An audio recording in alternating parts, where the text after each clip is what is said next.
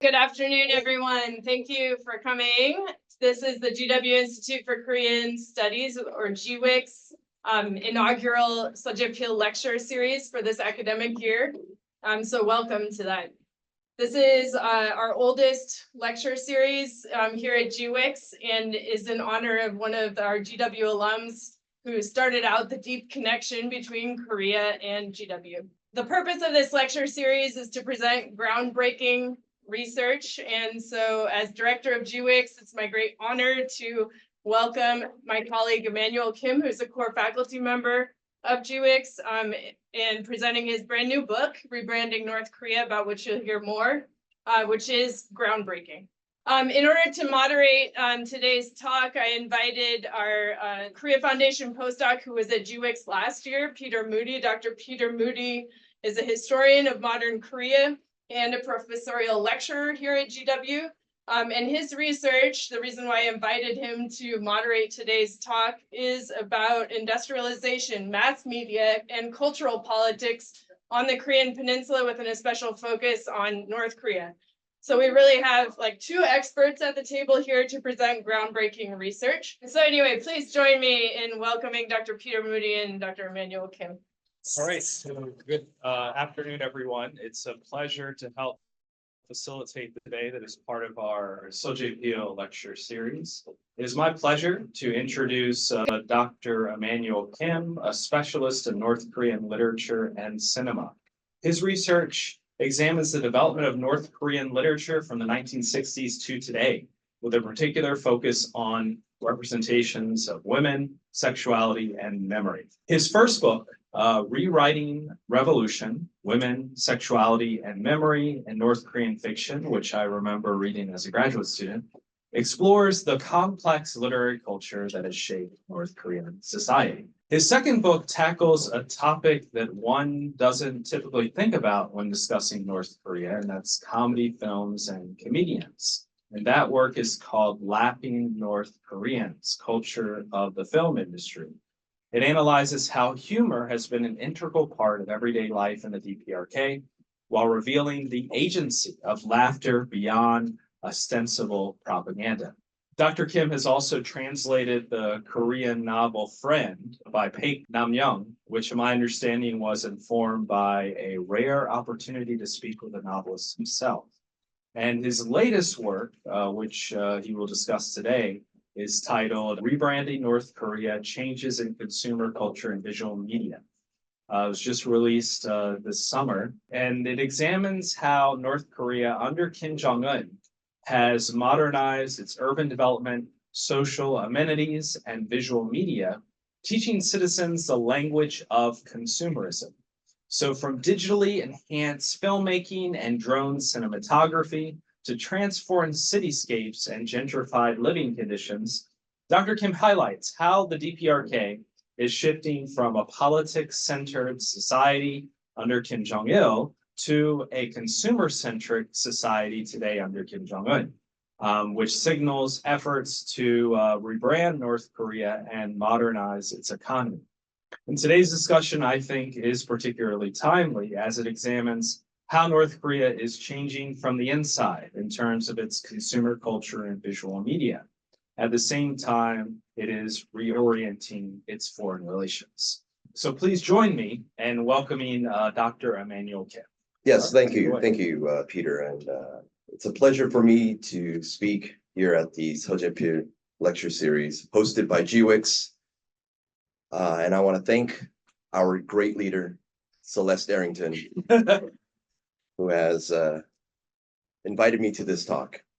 As Peter briefly mentioned, the project and the trajectory of my work, it looks at where North Korea was and where it's heading.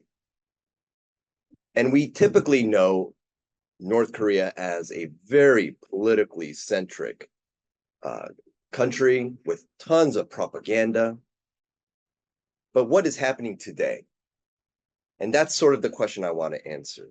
For those who are familiar with North Korea or has seen images of North Korea, even their propaganda on Kim Jong-un meeting with Trump, you know it's heavily propaganda. And today's discussion is not about how North Korea has strayed away from propaganda. No, they continue to generate their propaganda. They praise the state, the leaders, and the country. So that's not going to change. So my presentation today and the issues that I talk about in my book do not talk about those kind of changes. Instead, it's the visualization, the way that North Korea wants to project their country, that has changed. And I want to talk about the significance of that as well. So my book, in short, it argues that the complete change, the revamping of the country's visual culture reflects North Korea's concerted effort to educate itself with the new technology and everything that is available in the world, and to rebrand the quote unquote corporate image of the DPRK. To whom? To its own people and to us, the international community. And the purpose of this rebranding their corporate image is to change the long-standing stigma of the perception that that country is a backward country with starving people. Now, that's a huge project on North Korea's part. How do you change our perception of North Korea? Because if anyone mentions North Korea, we think of a few things, right? We think of the leader. We think of nuclear missiles. We think of starving people. We think of brainwashed North Koreans. And while those points might be somewhat accurate, for those points to completely identify North Korea is a problem for North Korea. While they might still have starving people, and of course we know that these soldiers are goose-stepping, we know that. However, they're trying to change the way we think about North Korea. And the most obvious way for North Korea to change our understanding and perception of North Korea is through the visualization, what they project to the world about themselves. So a little background. During the pandemic, this is when my book was conceived. Just like many of us, I had nothing else to do at home, locked away. And I decided to go down the rabbit hole and look at different old and new dramas from North Korea. And I was familiar with some of the old films and dramas, so it was time to kind of brush up on my film knowledge. And let me tell you, the ones that were made in the 1970s, 80s, and even up to 2000s, right? Horrible. In terms of film production, I'll share with you in a second what I mean by that. But then as I was going down the rabbit hole, I came across some of the newer TV series and films. And I had to press pause and go, wait a minute. Is this the same North Korea that I'm familiar with? Can't be. Maybe it was just that one drama series. No. Every series after that pretty much was the same. High-tech, advanced editing, and so forth. So then it got me curious. What's going on in North Korea? Why are they doing this? And I realized it's not just TV dramas or films, it's also their news, which I'll talk about in a second. So, just to preface something, there were 3 major technological transformations. Number 1, the shifting from analog cameras to digital cameras. Before, they would use film cameras. The problem with that is it costs a lot of money to develop the films. And if they commit a mistake or something, they can't redo it. It just costs too much money. So they would just have to go with that shot. The problem with it is if you're familiar with some North Korean films, it's bad editing and it's just bad acting and the cuts are really stodgy and it's just really stilted and whatnot. it doesn't look like a fluid, a good story. But with digital cameras now, as we all know, you can take the shot multiple times, do it over and over again, and really get that perfected shot. So because it costs less, the shift from analog cameras to digital camera was a huge technological transformation. Number two, improved lighting. You're going to see images where the lighting is almost a central character in a lot of these shots. We are talking about going from your typical lighting to LED lighting. Everything's shifting over to LED lighting. And for those who visited North Korea, they're also using solar panels. So they're shifting away from this high intense electricity usage to very efficient electricity usage. Now, that doesn't mean that North Korea is free of blackouts and electrical failures. No, they still have those issues. However, it's minimized, less of those. And that is the image that North Korea wants to project. We are no longer a country that's always, susceptible to this blackout. We are finding ways to improve our electrical situation. Number three, trendy edits. We are talking about different camera angles, improved special effects, high quality sound, and the latest one, CGI. Because it's all digitized, they're able to utilize CGI in their drama series or whatnot to improve the viewing experience. So, camera angles. Old North Korean films were treated as theatrical performances. So if Peter and I were actors, the camera would be in front of us and it would just keep rolling and we would just act out the scene there. Occasionally there would be different camera angles looking at Peter, close up of him, close up of me, and then they put it together and so forth. But for the most part, it was stable, stationary, and it would just catch all of our scenes in one shot. The problem with that is it feels very slow because there are no movements in the editing and cuts. So many people who watch North Korean films, they complain that it's so slow, even though it's only an hour and a half film.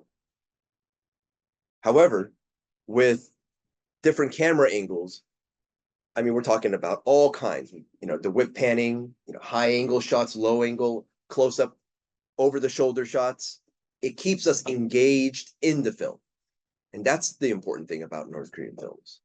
Special effects refers to the editing process where once the filming is done, they take it back to the post-production and they're able to cut and make all these effects that make us really enjoy the viewing process. Sound. Because of the digitized sound, the connection between the boom mic and the acting, it's all in sync now. Before, it used to appear like the 1970s Hong Kong film where the mouths are moving and the sound is a little bit off, right? But it's not like that anymore, and it's highly improved. And CGI, we know because of this technological improvement, they're able to incorporate special effects that they have not done in the past.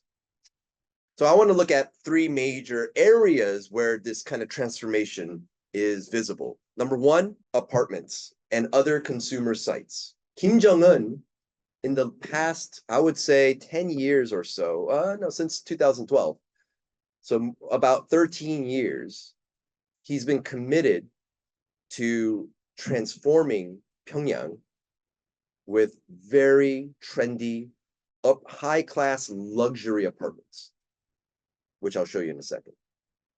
And he's been committed to changing consumer sites, such as department stores, restaurants, and the trendiest one today, coffee shops. The second major area of change is the usage of drones. Anytime you see any footage of North Korea, at this point, there is a heavy usage of drones. They're getting better. You'll see some of the clips. It's a little amateurish, but they're getting better at it. And finally, the biggest change is films and TV dramas that I'll be sharing with in a second. So you might be familiar with the statues of the leaders, the Party Foundation Memorial Site, the Arc de Triomphe, which is supposed to be like 30 centimeters taller than the one in Paris because they have to outdo Paris. And of course, the Juche Tower, which is slightly taller than the Washington Monument because they always want to outdo other Western countries. So these are the political sites that North Korea utilizes in the background whenever they're filming films or TV dramas. So here's a comedy film. And in the back, you see the Grand People's House, right? So that is where you've probably seen it, where the leaders stand, they wave to their soldiers as they're marching by, right? That's the balcony where they stand. So this is a great shot with the clouds and the sun peeking through the clouds. I mean, that's a great shot. But unfortunately, back then, it was all political sites. Okay. Here's another romantic comedy, and they're walking away in the distance. And if you see the far distance, that's a statue of what is called the Chollima horse. And again, it's an important historical moment in North Korean economy. So there are two reasons for this. Number one, bad lighting. So too much lighting in the front, causing the setting in the background to be blurred. The second issue is there's not enough lighting in the background. For example, the apartments or whatever that street is, there's not enough lighting. So it shows a heavy contrast of dark and light. The reason for this is North Korea suffered from electrical failures.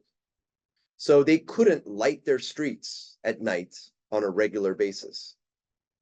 And so the filmmakers had to depend on the foreground lighting, which then you would have to sacrifice the background. But this is typical of North Korean dramas and films. So in 2012, when Kim Jong-un took over, what's the first thing that we see? The first thing that we see is changes in the apartments. This one is in the center of Pyongyang, where all the monuments are, with the statues, the Grand People's Hall. This is the parties building, but in the back you see new apartment building. This area is considered the Beverly Hills, the Manhattan, the GW of DC. This is the trendiest, the hottest, and the most expensive apartments in Pyongyang. Who lives there? Well, party officials, few people who Kim Jong-un personally likes, and what they call donju, which are the entrepreneurs in North Korea who have made their money through the black markets. Here is the future scientist road, and here professors at universities or people who are in the STEM field, engineers and whatnot, get to live here. This building right here, the white one, from an aerial shot, it's supposed to look like an atom. So you have the nucleus with the electrons circling around. That's what it's supposed to be. Funky building. Here's one of his latest projects. It's in the southern part of Pyongyang. And this is the latest, trendiest apartment building, very high tech. This one is a condominium. If you've seen North Korean news, there's this old woman, the news broadcast woman, with their hanbok, right, her Korean dress, and she's always praising Kim Jong-un in this loudest, like almost Julia Childish kind of voice, right? Kim Jong-un personally gave her one of the best sites here in the condominium complex. That monstrosity that you see in the background, the one that sticks out like a sore thumb, is supposed to be a hotel. It was built in 1989 because North Korea refused to participate in the 88 Summer Games in Seoul. Instead, they hosted their own form of Summer Games in 89. And so Kim Jong-il, Kim Jong-un's father, the brilliant mastermind, decided we're going to build the tallest hotel. It's over like 100 stories tall, whatever. But it was not safe to stay in. So for the past 4 decades, it's been empty. Different companies abroad have come in to do something with the building, but alas, they couldn't do anything with it. Instead, this brilliant comrade, whose name happens to be Comrade Kim, decided, hey, we'll put some LED lights on this facade of the hotel and shoot and project propaganda messages. So in Paris, they have the Eiffel Tower. At the top of the hour, the Eiffel Tower goes crazy with these lights, for those who've seen it. Well, at the top of the hour, the Ryugyong Hotel goes crazy with propaganda messages. It's quite a sight to see, in fact. And it's on YouTube, by the way. Just type in North Korean hotel LED lights and it'll come up. This is another apartment building that completely lights up the evening in Pyongyang. This is, again, the Beverly Hills of Pyongyang. But this is not from a North Korean news segment or whatnot. This is from a South Korean segment. In fact, it's from a TV drama series called Crash Landing on You. And there, the producers consulted North Korean defectors on trying to be accurate about depicting North Korea. But what's interesting is one of the things that the North Korean defectors mentioned was the growth and explosion of coffee shops in North Korea. And one of the trendiest coffee shops is located here in the Beverly Hills, Manhattan of Pyongyang. And here it is. This is Crash Landing on You. Here's another shot of Crash Landing on You.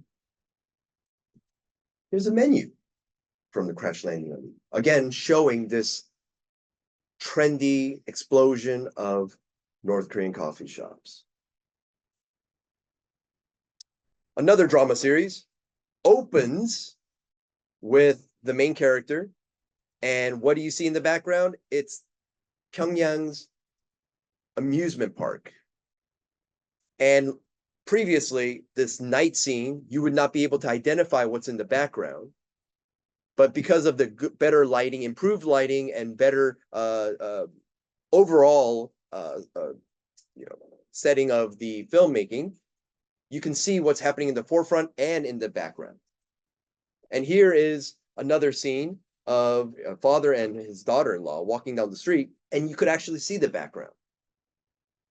For those who are familiar, or in Pyongyang, for those who know this area, they know that this is the walkway in the Beverly Hills of Pyongyang. So they know exactly where the location is based on the background. Okay, so this is another drama series.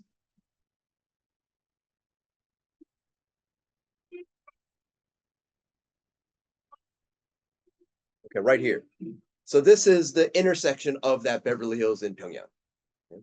What you see is a restaurant right above, and that's the famous buffet in North Korea. And you're like, buffet? North Koreans have a buffet? They do. And again, the background is no longer just political sites, but consumer sites. Here's the same character again, with a trendy kitchen.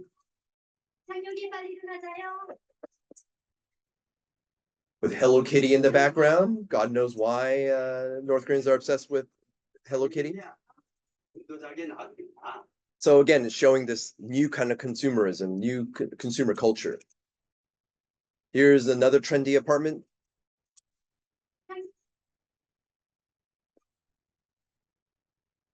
Silk pajamas.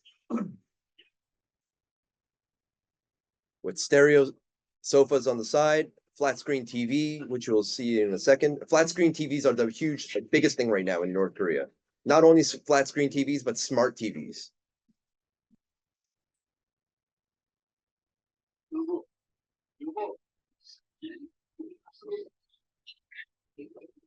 And there's the special effects. There you go. That's the special effects that has improved in North Korea.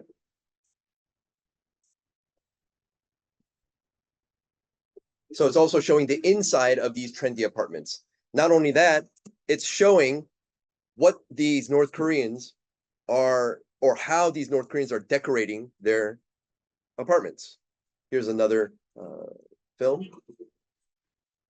Here's a wife working on or preparing breakfast, but she's also working on her latest research based on her cell phone, right?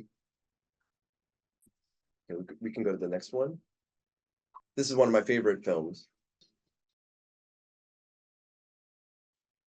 Again, CGI, special effects.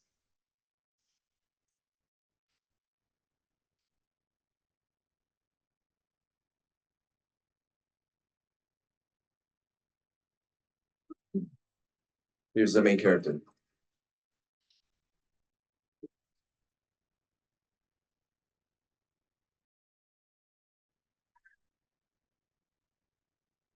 So everyone else is studying and figuring out ways to improve the country with the latest technology, but he's playing games and he's addicted to games. So the one with the guy stretching in the apartment, the political message there was, we need to recycle. The one that you saw with the wife making breakfast and looking at her cell phone was gender equality. Women too could also advance in technology in our corporate offices and whatnot. This one is do not be addicted to games. Okay. All right. But nonetheless, they are hilarious films. They make light of the political message, but what's important is everyone is on their cell phones. That's how they're communicating in North Korea. They're on these high-tech iPads, or not iPads, but they're tablets, smart TVs, and whatnot. Here's another film that starts off with the latest apartment buildings in the background, and it actually shows you the consumer sites that North Koreans partake in, shop in, and consume.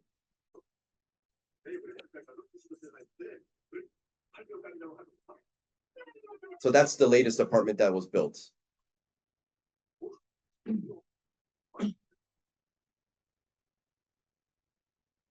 He's at a supermarket collecting soju, beer, chips, and all kinds of snacks. He's walking along the new streets of the apartments.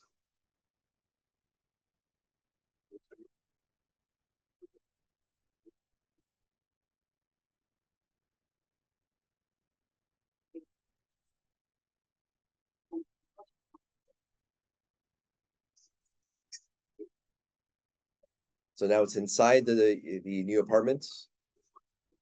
The leather sofa.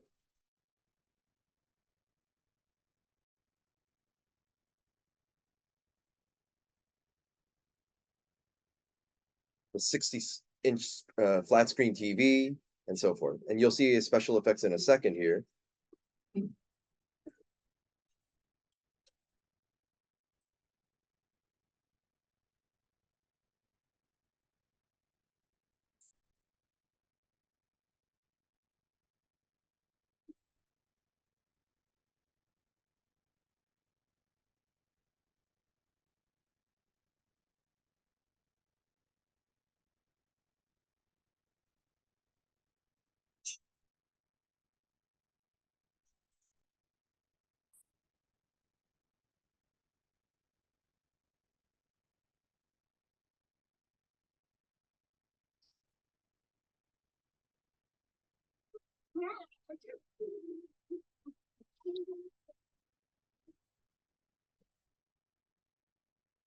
And the film ends with everyone standing in front of the high-tech apartments that were built recently, rather than the political sites. Finally, this is not a film or a drama series. This is from the news agency. For those who are familiar with North Korean news, they have their news segment, right? Whatever the latest news is. But then they also have what I call commercials. Now, in a socialist communist country, you're not supposed to have commercials because there's no privatized sector there.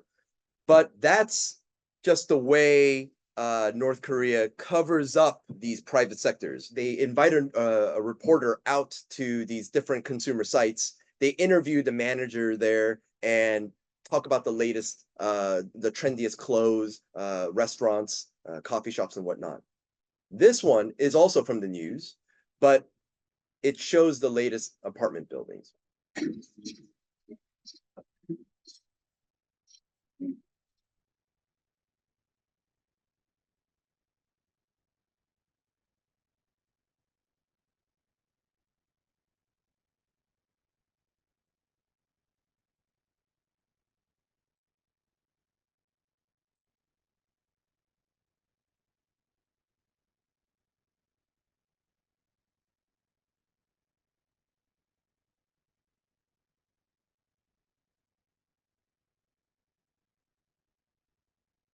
So this segment is actually 22 minutes long.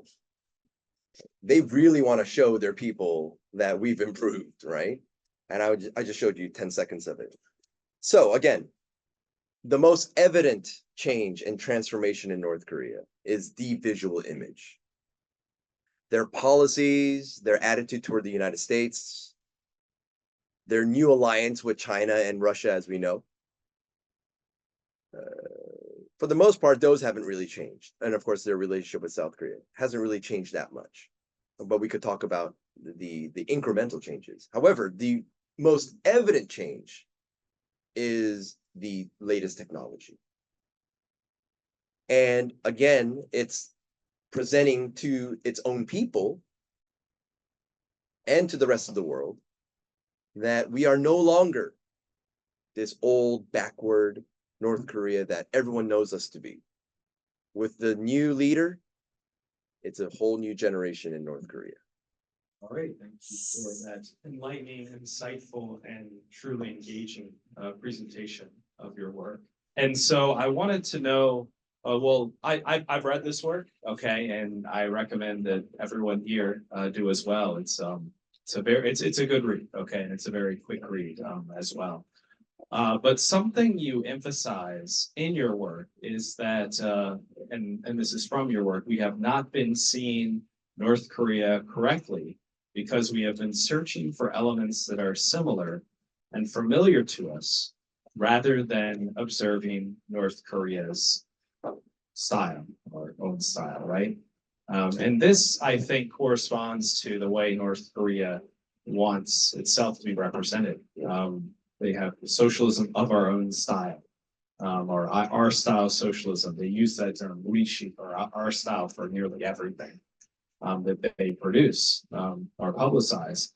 And so beyond the emulation of these foreign artistic techniques and just greater sophistication generally, how would you characterize some of those elements of North Korea's style? And are there any like distinctive elements beyond the mere emulation of how North Korea is responding? Right.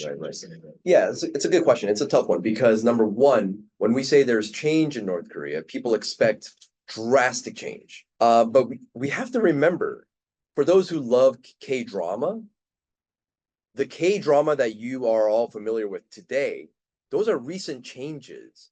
Because if you watch K-drama in the early 2000s, you would say that they're kind of cheesy. Right? I'll give you an example. The one that I'm watching now is Bon Appetit, Your Majesty, or whatever it is. And it's about food. In the early 2000s, there was a huge hit drama series called 대장금, or A Jewel in the Palace. And if you compare the two, Jewel in the Palace and Bon Appetit, you wouldn't be able to watch Jewel in the Palace. It's too slow. The lighting is bad. The editing is bad. But our image of Jewel in the Palace is, oh yeah, That's the legendary drama series. If you want to know Korean drama, you have to know that. We celebrate South Korean drama based on how we view South Korean drama today. And the problem with our viewing of North Korean drama is we compare it with South Korean drama, especially South Korean dramas of today. If you compare Squid Game with some of these North Korean dramas, yeah, it's terrible. There's no comparison. But at the same time, South Korean dramas have come a very long way. We have to keep that in mind. What's interesting is North Korea is slowly making its way to, what we're familiar with today. So just give it a little more time. Be patient with North Korea. They'll get there one day. So then what is unique about North Korea? Well, that's the thing, right? As soon as they got involved with this new technology, they realized that, oh, we can do a lot of things that South Korea is doing right now. The usage of drones, the editing, and the reason it's significant is during Kim Jong-il's time, he did not allow, or he limited the creativity of the filmmakers. Kim Jong-il had his own idea of what film should be and what TV dramas should be. And my personal opinion is Kim Jong-il ruined the film industry in North Korea. That's my thing, right? He is not a professional. We know that Kim Jong-il loves to watch films. We know that. He has a whole warehouse full of films from all over the world, Hollywood, even from South Korea. We know that. Just because you like film doesn't mean that you can make film. Those are two different skill sets. Unfortunately for Kim Jong-il, he implemented his filmmaking technology or his filmmaking ideas into a book, and the filmmakers had to follow that instruction, which means it limited a lot of the filmmakers' creativity. At least that's my point of view. Now with Kim Jong-un, this kid who grew up in Switzerland and has tasted life outside of North Korea, for him, I think it was a different approach. For him, I believe there was a stronger laissez-faire attitude, meaning you're the pro, I'm going to let you do what you're best at. If you're a filmmaker, you make the best film. And by leaving the creativity to the artists themselves, you end up with products like this. Do I think Kim Jong-un is sitting there directing everything that these filmmakers are doing? No, I don't think he has the time to do that. Whereas Kim Jong-il supposedly was watching all of these films and critiquing it and so forth. What's unique about North Korean film is, well, I don't know. I would say the propaganda is unique. This over saturation of praising the leaders, although that's gotten better. If you watch some of the 1990s films, oh, that's rough. Right? Everything's about praising the leader, but that's also because of the setting. During the arduous march, during the time when there was a famine and starvation in North Korea, the party did not want dissent. They didn't want any people, speaking badly of the government. So you would have to produce the kind of propaganda that praises the leader constantly. But today, I think it's a little bit different. And in terms of unique, I'm not sure if there's anything particularly unique. North Korea has product placements in their dramas and film, just like South Korea has it. So in terms of filmmaking, I don't think it's unique at all. But maybe the propaganda message is still a little bit unique. Yeah, I mean, maybe it's not just about creating something from scratch or trying to get something from Korean heritage, but it's more about the precise way in which things are blended together. Yeah. And the building that you showed, the Midday Science Street, future scientist Yes. street, like, I mean, this is an atom that Yes. can be aerially seen. Yes. I mean, that's almost like a kind of a Soviet or post-Soviet like inspired design, but it is kind of distinct. I'm not familiar with that. Yeah. I don't know. It is unique. It is, to be honest with you, it's a little gross, right? I mean, who designs an apartment that looks like an atom, right? It's a little strange. Um, but yeah, I mean, I think they've been experimenting with different architecture for sure. Mhm. Yeah. All right, so we have a very thoughtful question from Dr. Andrew Yao from the Brookings Institute. He says, are dramas and programs which showcase fancy apartments, new technology, and trendy cafes, restaurants, stores broadcast in all provinces of North Korea or only in Pyongyang and major cities? It would be interesting to know if the visual appeal of Pyongyang is attracting North Koreans in rural areas to migrate to the capital.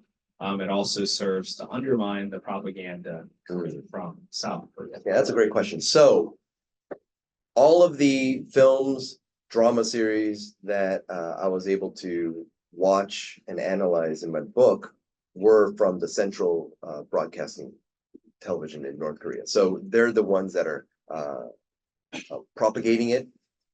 As some of you might know, there's like only one channel in North Korea, although they're getting better at it. In Pyongyang, I think there are several channels, even like Chinese. But this is for tourists and foreigners. It's not for the North Koreans. There's a Russian channel, a Chinese channel. There's also CNN, I think. But for the general public, in Pyongyang, I think there are two channels. For the rest of the country, I think it's still just one channel. So I don't know what gets weeded out. Maybe they filter it. Maybe they don't allow certain films to be shown. But for the most part, my understanding is since it's centralized and it's that one channel, they are propagating it to different parts of North Korea. Now, you would think that people who live in a remote village in North Korea with this shanty building, and they see images of Pyongyang like this, they would say, oh, the disparity, the economic disparity, right? Why don't you improve some of our living conditions? Well, Kim Jong-un is actually doing it. He's actually renovated, or he's starting to renovate some of the rural villages as well. Building new houses. They're not necessarily apartment buildings, but houses, and with a nice garden in the front and whatnot. Recent defectors have complained about that as well. Although aesthetically it might look nice, the problem is the upkeep. They need to maintain these houses. So this farmer who's busy farming has to come home and paint the walls because it has to look nice. So those are the newest complaints. And the other issue is Pyongyang has no problem showing these new apartment buildings to the people in rural villages because it's showing the strength of North Korea. And the people are supposed to just buy into it. Hey, our government's doing a great job. People in Pyongyang are doing very well, and we are rebuilding some of the houses in the rural communities. We might get to you, just wait, hold still, right? And people are just anticipating this change. So the idea, I'm not sure if everyone buys into it, but the idea is our country is doing very well economically, technologically. We will eventually get to your village as well, so hold tight. Okay, Dr. Yao also wants to convey his congratulations to you. Thank you, Andrew. Reading the book. Thank you. Why doesn't North Korea follow more in the footsteps of China? And also, why doesn't North Korea open its borders to someone other than Russia and China? Yeah, I don't know. I don't know why they don't imitate China in terms of their economics. Maybe China is not their role model. Maybe Singapore is their role model. Maybe Vietnam is their role model. I think they're keeping a close eye out on India as well. But even if they copy China, they're never going to say we're copying you guys, China. They're too prideful, right? Some have speculated, well, a lot of these new North Korean dramas look like South Korean dramas. Yeah, but they'll never say that. They're too prideful. They'll say this is our style, this is our own. So I don't know why they don't imitate China or any other developed country. And that's really not my area of expertise, so I can answer that. What was the second part? Second part was why hasn't North Korea opened its borders up to places other than and I don't think North Korea has really opened its borders up to Chinese tourists at this point. They have been allowing some Russian tourists in recently. But there is from my understanding, a film festival. I mean, they're not America's not has a travel ban, but I think some people from Eastern Europe at least are able to go to Europe in general. Yeah, Europe in general. They can go. But yeah, I mean, I think they feel more comfortable with the neighbors other than South Korea. Why don't you? Yeah, so when Kim met with Trump, 2018, the Trump summit, or the summit, over in Singapore, I think Kim Jong-un was deeply impressed by Singapore's nightlife and some of their technological advancements, and I think he emulated a lot. When he visited South Korea with Moon, what Moon Jae-in did was up on the Blue House. So they were sitting in the garden, and on the Blue House, that's the South Korean White House, they projected an image that had 3D images, and Kim Jong-un saw that, and he did it exactly the same way for a New Year celebration in North Korea, Pyongyang. They projected images onto the department store facade, and it was all 3D. So that's a direct, like imitation and copying. I mean, you can tell Kim Jong-un was deeply impressed by Singapore and South Korea, but he'll never admit it. Yeah, and I think in some respects, North Korea is following China compared to Kim Jong-il, at least politically. I mean, economically, I think it's contingent on local circumstances, but Kim Jong-un brought back the regular party congresses that Kim Jong-il didn't have. And I think, I mean, there was a song we were playing earlier about the Friendly Father.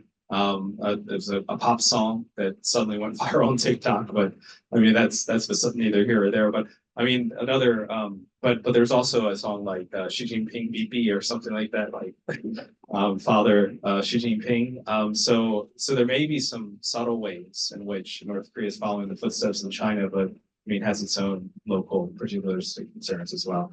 We have some questions online. This is from Takara Askew, who was our GWIX program coordinator last year. It's so great to have her part of the discussion. She says, "Thank you so much for this wonderful discussion, Professor Immanuel. Given the recent global and South Korean popularity of a North Korean song, Friendly Father," okay, as previously discussed by our moderator, some guy named Peter Moody, do you believe similar widespread appeal could extend to other forms of North Korean media? And furthermore, do you think such phenomena could be strategically cultivated or orchestrated by North Korea? Yeah. So for those who are not familiar with this music video that North Korea has produced, yes, North Korea has music videos as well. Yes. And this is banned in South Korea. Everything North Korea is banned in South Korea. Yeah. Yeah, you can't watch any North Korean dramas or films in South Korea. Yeah, they've been hesitant to kind of block stuff from YouTube, but for this song. Brace yourself for propaganda. However, I'm not too concerned about the propaganda message as much as the camera usage, the media, the high-tech technology. Okay, let's try it.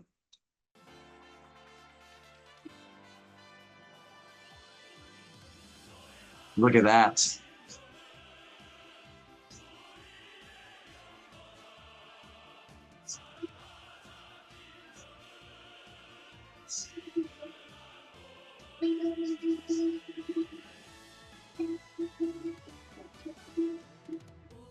She is one of the hottest singers right now in North Korea.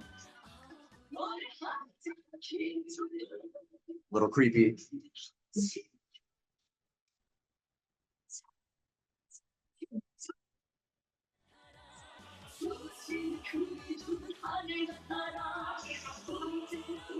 People are using latest technologies in North Korea. The COVID team.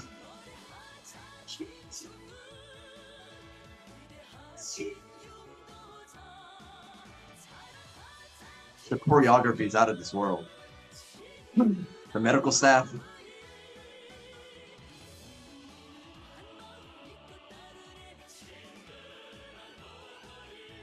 The elderly in North Korea. Yeah, it has this imagined community. Yeah, kind of elements to absolutely, it. absolutely. People from all Imagine- walks of life. Absolutely. Yeah. And of course, the man himself.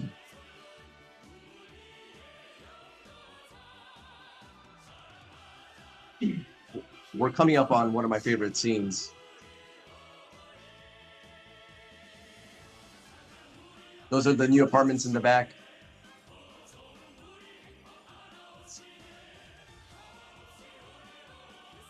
Campfire.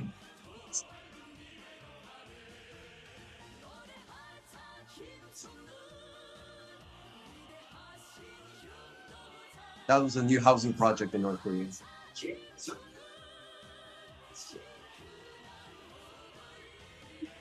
Here it is. Here's the news people. Yes, there she is, the famous newswoman.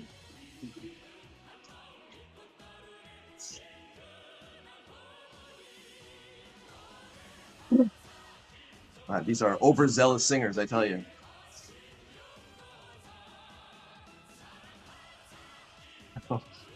It's like a rock song.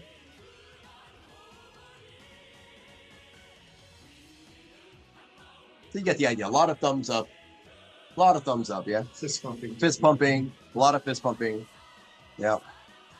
Oh, there's the man himself. He could have smiled. I think he could have smiled. Okay, that's So good. the international interest and attention this song got, do you think that could be replicated and with respect to other forms of North Korean media and TV shows or films? Yeah, well, yeah. So they've already started TV shows and films. They've gone into the news. They've gone into the music videos now. If you watch some of the older music videos in North Korea, it's very like slow, right? It's very hard to watch. But I could watch this all day. Couldn't you watch this all day? Fine. Maybe not all day, but certainly yes. No comment? No comment, right? So I'm looking forward to two things in terms of new visualization, and that is their form of mukbang. Right, so they've already started that. I'm not sure if it's gaining any traction. Mukbang meaning eating shows, right? So they've started their own cooking shows. That seems to be a pretty universal like television segment. But now people eating food, trying it out, and really just advertising it. There's that. The second thing that I'm looking forward to, and I'm asking people whenever they go visit North Korea to see if it's there, is the TikTok version of filming yourself, right, and sharing it. That has yet to come, because once North Koreans get to that, then I think it would be a really different society. But if you guys remember, I remember when YouTube first came out, and I asked my brother, "What's the purpose of YouTube?" And he said, "You film yourself, and then you put up online." And I said, "Who the hell's gonna watch that?" Boy, was I wrong, right? So once that gets into North Korea, I think there would be some drastic changes. On the more physical, structural changes in North Korea, I am looking forward to their changing the subway system. Right now, there are 2 subway lines in North Korea, in Pyongyang, and they are all in the upper part of Pyongyang, all above the river. I'm waiting for them to make a subway line that will circle around Pyongyang so that it makes traveling a lot easier for those even in the southern part of Pyongyang to travel to the north and so forth. So for those who are familiar with South Korea, there's a line number 2, the green line, that goes around Seoul, right? And there was the history of subways in South Korea is fascinating, right? But for the most part, the reason they connected line number 2 to go around Seoul was to connect the people in North of the river to people in Gangnam, the south of the river, to have capital flow. So if North Korea is really serious about the flow of economy and capital flowing, money traveling, they have to start with physical traveling of the people, right? And that comes with the subways. Here's a quick question from someone online, from Gwen. Gwen asks, where is the technology training to make new media coming from? Yeah, that's a really good question. We don't know for sure because North Korea is very secretive about all this. However, we speculate that there's a lot of training happening to and fro from China and some of these Southeast Asian countries like Singapore again, some from maybe Japan, but maybe a lot of imitating South Korean style media. But we don't know for sure where the training actually comes in. Now, we know that the coffee shops, all the baristas in North Korea, there was an Italian barista who actually was invited to teach North Koreans. There was also a pizza guy who came and taught North Koreans how to make pizzas and so forth. There is a fast food fried chicken place in North Korea that was introduced by Singaporean entrepreneurs. So who knows? They might actually invite these professionals to come in to teach the North Koreans on how to do it. It's a mystery. We don't know that for sure.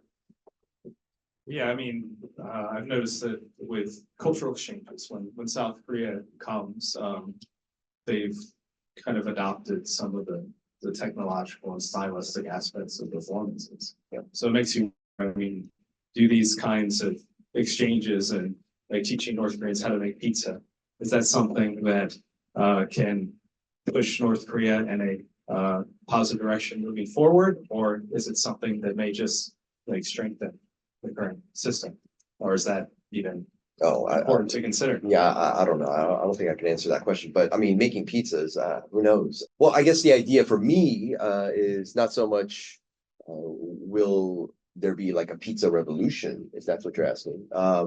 I'm not sure about that, but certainly we know that there's also an option to eat pizza in Pyongyang, which is interesting. And there's sort of like cosmopolitan global mentality that they have, right?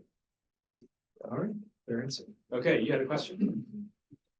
Thank you for today's your insightful lecture. I've been watching North Korean TVs for a long time, but I didn't catch the significant difference in those older days and now. But my question is that when is the significant difference starts? I mean, from the Kim Jong-un power or during the pandemic? Because I think it starts during the pandemic period. At that time, the sanction was very severe. The economy is very bad at the time. So some outside observers think there might be a second Argus mark. That's right. Yeah. So if maybe even though Kim Jong-un was grown up outside of Korea, and then he has different view from his father, but maybe he wants to show his his achievement to their people. So maybe it could be reason. Yeah. Absolutely. So that's a really good question. So when did it all start? Okay, once Kim Jong-il died in 2011 and Kim Jong-un took over, one of the first things he implemented in the party meeting was a new style of filmmaking. I think it was called like the wind and fire of basically it was talking about the new revolution of filmmaking. And he gave this task to his filmmakers to come up with a new style. One of the early films that they came up with was a spy film. Now, North Korea in the 1970s had a really famous and popular spy film series called Nameless Heroes, 이름 없는 영웅. And Kim Jong-un, after he took over, he too wanted to make this film series, but I'll tell you this, it was terrible. It wasn't very good. So I think he was really upset by that. And he told the filmmakers, you got to do better than this. And I think that's when the filmmakers and the TV drama series makers really started pushing for something different, for something better. And I think the pandemic really heightened the improvements. Yeah, it was tough economically. However, I think it was also a time for them to really self-evaluate and come up with something that was good enough for Kim Jong-un to like, and something spectacular for the citizens to be like, wow, I don't need to defect anymore. I can just stay in my own country because it's so wonderful. It's that kind of propaganda, right? So it started in 2012, but I think the real improvements were like 2018. So right before the pandemic, a couple years before the pandemic. Thank you for that question. Okay, so I'm going to give equal consideration to our online and in-house audience. So this one is from Gina Kim. She asked, how would you measure the changed perception of North Korea by outsiders? How are North Korean producers of these images, sites, and experiences know that this is working or not working? And then she also just says, gives a comment and said she appreciates your comparison to South Korea.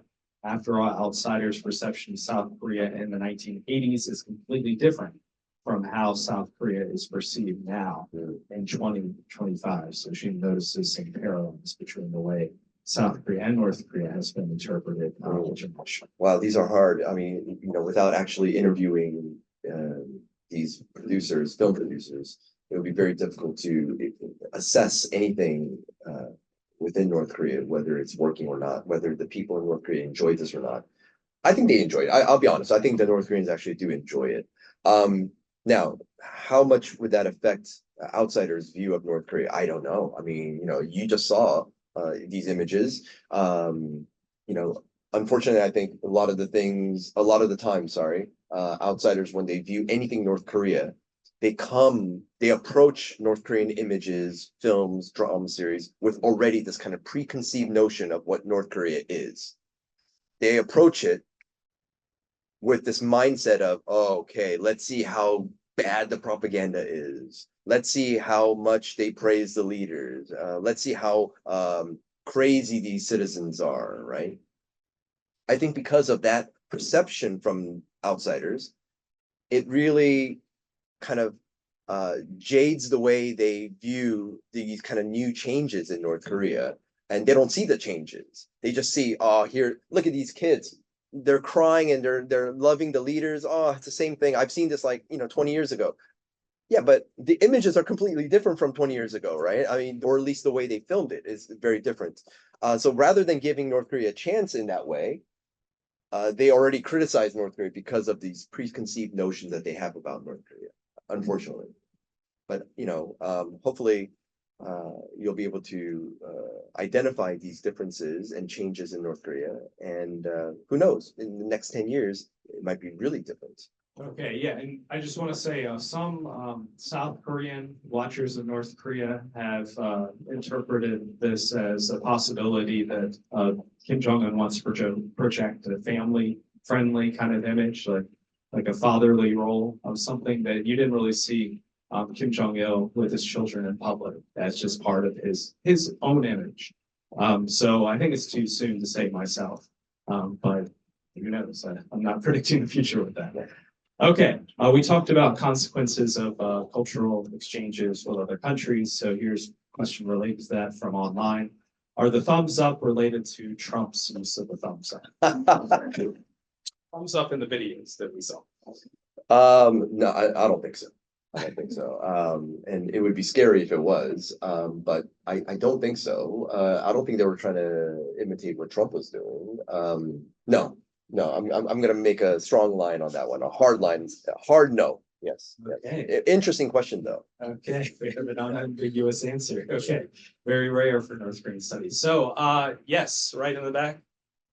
Primary audience of the films and dramas are North Korean, Yes. but a non-Euro's point of them is for international Yes. consumption. And from a tactical perspective, how is that information being sent out Yes. abroad? It's not like someone's arranging the international. Yes. rights Yes. for that. Right. Good question. So where did I access all these films? YouTube. North Korea figured it out. Right? They figured it out. And what they figured out was, look, if we tap into the YouTube, we can disseminate this stuff widely.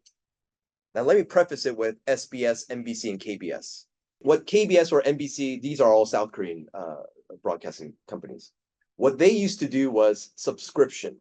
If you pay 50 cents, you can watch the previous episode of Running Man or 2 nights, 1 day, 1 day, 2 nights. I don't know what those shows are called, whatever, 50 cents. And you would have to pay SBS directly. But SBS figured it out as well. We don't need to do that. Just put it up on YouTube. We'll get the advertisement fees, and that's going to be more than a mere 50-cent subscription fee from the audience. Okay, so that's what North Korea does. They had their channel. They have several channels. They have one broadcasting from China. They have one broadcasting from somewhere in South Asia. We don't know. Okay, it's a mystery. And there's one in Japan. Most of the content that I saw was through the Chinese channel, but they took it down not so many years ago, unfortunately. The other one that's still broadcast in China is still alive, and they're doing very well. The one in Japan, they're sort of behind with the latest news and the latest films. But nonetheless, yeah. But no, for the longest time, for many years, certainly well through the pandemic, the North Koreans have figured it out, and they use their own web YouTube channel. Absolutely fascinating. Now, they haven't jumped into TikTok or Instagram, but yeah, they certainly done that. And there's another like YouTuber, influencer, young teenage girl with a British accent who posts videos up. She hasn't done it recently, but so there was that as well. So the North Koreans have figured it out, right? Yeah. So that's what's really interesting. Very interesting, and I think that was harsh punishment. This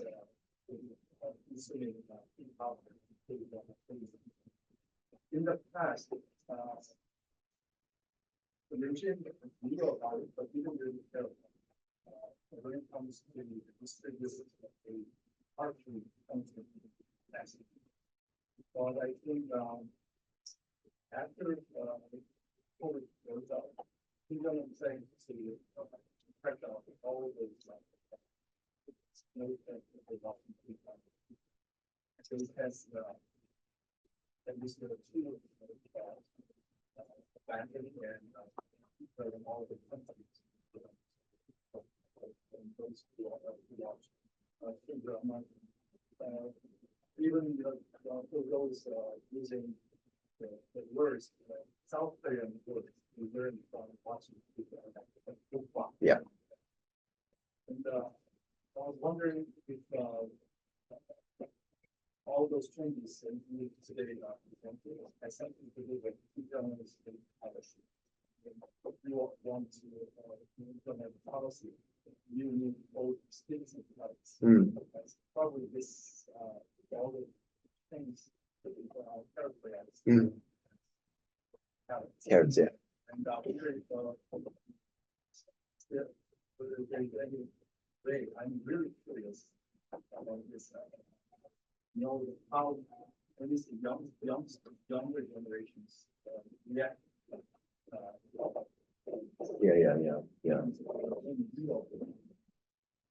Yeah. It's a tough question. Again, without being able to talk with North Koreans about this, it would be very difficult to just assume that the young generation likes what's happening or what the North Koreans are doing. Yes, there's a huge crackdown on South Korean dramas or watching South Korean dramas or even listening to South Korean K-pop in North Korea. There's certainly that. Do I still think people are listening and watching? Yeah. They're still doing it, right? Illegally, right? They know it's illegal. So I don't have a very satisfactory answer to your question. All I know is that there might be some correlation there. So in the past, when their film industry was terrible and people were watching South Korean dramas and films, sure, let them do it, whatever.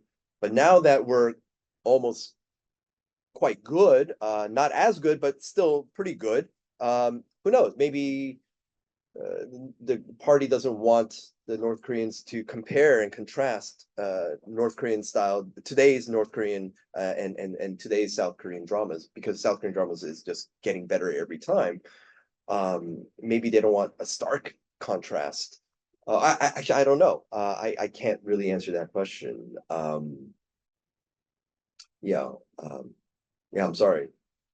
And I just one thing, I did want to talk about cell phones, and you saw some of the characters using cell phones, but I didn't want to mention it because that's your area of expertise. Someone said they're talking about their personal experience with bus tours for tourists, or just their observation that the bus tours for tourists now feature routes that go through the apartment complexes and consumer sites. And this person who was asking the question is surprised that the interior decor of the new apartments did not even center the leader portraits as they normally would. So could you speak to what the shift in visual emphasis suggests about how the state wants to shape people's perceptions of economic opportunity and consumerism? Does this represent a reorientation of state propaganda away from dependence on the Kim regime? Okay, that's a lot. So a little bit of context in 2 minutes. In previous dramas or movies, you would, if this was a classroom, you would have the portraits of the two leaders, right?